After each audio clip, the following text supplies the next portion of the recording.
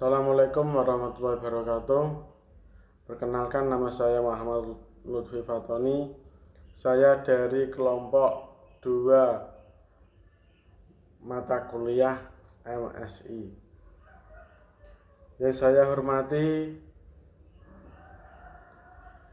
beliau Bapak Ahmad Yaki Fuadli, MPDI, selaku dosen pembimbing mata kuliah MSI. Dan tak lupa teman-temanku yang saya cintai dan saya banggakan. Saya di sini sebagai pemateri 1 akan menyampaikan sedikit tentang sejarah awal studi Islam. 1. Sejarah awal studi Islam. A. Pendidikan Islam pada masa Rasulullah SAW di Makkah. Pendidikan Islam yang dilakukan Rasulullah SAW di Mekah bertujuan untuk membina pribadi muslim agar menjadi kader yang berjiwa kuat dan dipersiapkan menjadi masyarakat Islam. Mubalik dan pendidikan yang baik. Tahapan saat periode di Mekah adalah 1. Tahapan sembunyi. 2. Tahapan terang-terangan. 3. Tahapan seruan umum. B.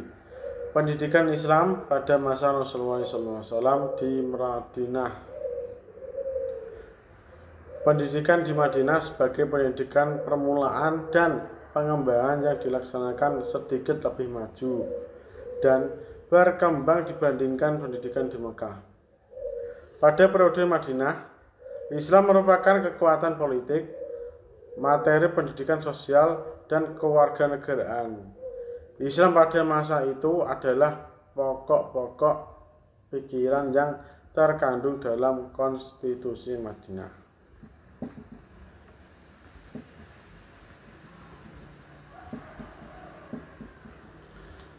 Perbedaan ciri pokok pendidikan Islam periode Makkah dan Madinah. Ciri pokok periode Makkah. Pokok pembinaan pendidikan Islam di kota Makkah adalah pendidikan tauhid. Titik beratnya adalah menanamkan nilai-nilai tauhid ke dalam jiwa setiap individu muslim, agar jiwa mereka terpancar sinar tauhid dan resmi dalam perbuatan dan tingkah laku dalam kehidupan sehari-hari.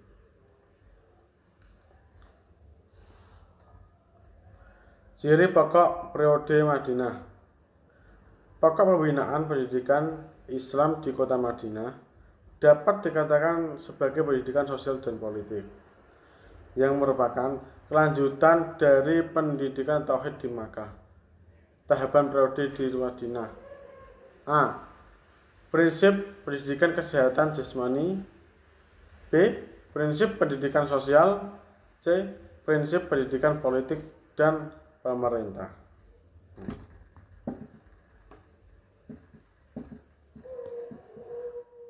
Selanjutnya, yang kedua, dinamika studi Islam di Barat. Yang pertama, bidang tasawuf oleh Arbery dan Zwemer, bahwa tasawuf Islam menempatkan sebagai kelas 2 atau hasil menjiplak dari tasawuf yang dikembangkan di kalangan Nasrani. Bidang dakwah oleh Thomas W. Arnold dalam bukunya yang berjudul The Preaching of Islam, yang menggambarkan bahwa Islam disebarkan dengan pedang dan cara-cara pemaksaan. Untuk bidang pendidikan Islam oleh Michael Stanton dengan bukunya yang berjudul The Higher Learning of Islam atau Pendidikan Tinggi Islam, dan Carl Stambring dengan buku Pesantren, Madrasah, dan Sekolah yang membicarakan tentang sejarah pertumbuhan dan perkembangan lembaga pendidikan Islam. Untuk yang ketiga, dinamika studi Islam di Timur.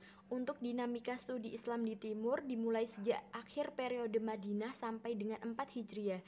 Fase pertama, pendidikan Islam masih di masjid dan rumah-rumah dengan ciri hafalan. Namun sudah diperkenalkan logika matematika, ilmu alam, kedokteran, kimia, musik, sejarah, dan geografi. Selama abad ke-5 Hijriah, selama periode Khalifah Abbasiyah, sekolah-sekolah didirikan di kota-kota dan mulai menempati gedung-gedung besar, bukan lagi masjid, dan mulai bersifat intelektual, ilmu alam, dan ilmu sosial.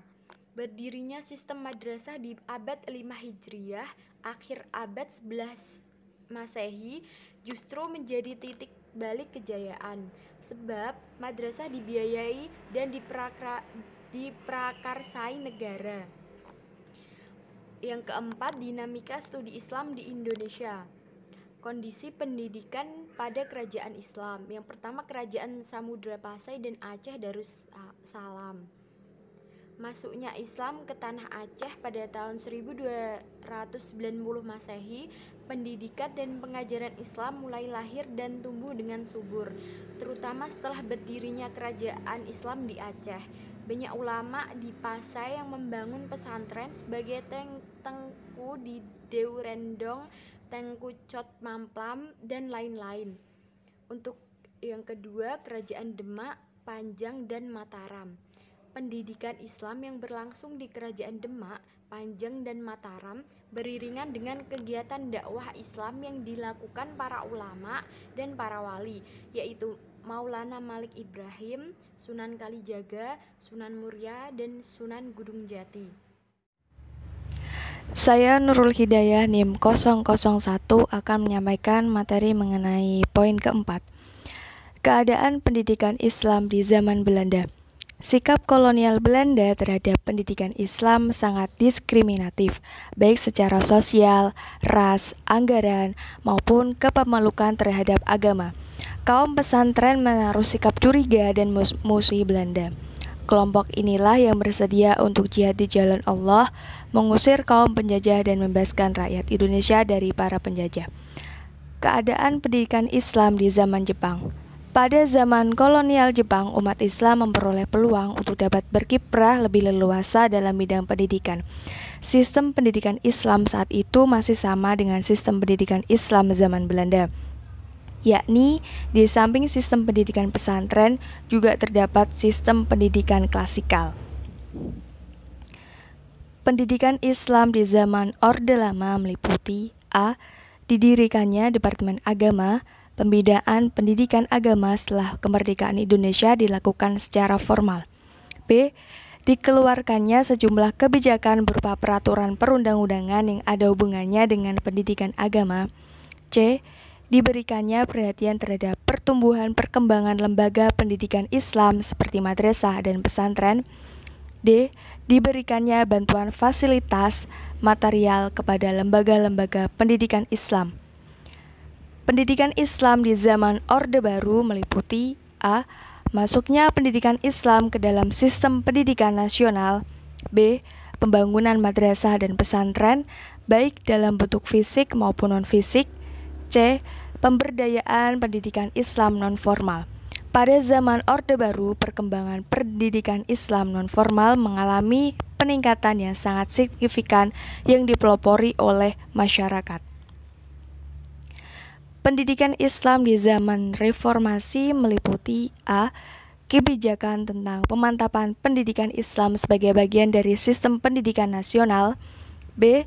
Kebijakan tentang anggaran pendidikan Islam. C. Program wajib 9 tahun, yakni setiap anak Indonesia wajib memiliki pendidikan minimal sampai dengan tamat sekolah lanjutan pertama, SMP atau MTS. D. Penyelenggaraan sekolah bertaraf nasional atau SBN, sekolah bertaraf internasional atau SBI, dan E. Pengembangan kurikulum berbasis kompetensi atau KBK tahun 2004 dan kurikulum tingkat satuan pendidikan atau KTSP tahun 2006. F. Pengembangan pendekatan pembelajaran PAIKEM, pembelajaran aktif, inovatif, komunikatif, efektif, dan menyenangkan. Sekian dan terima kasih. Wassalamualaikum warahmatullahi wabarakatuh.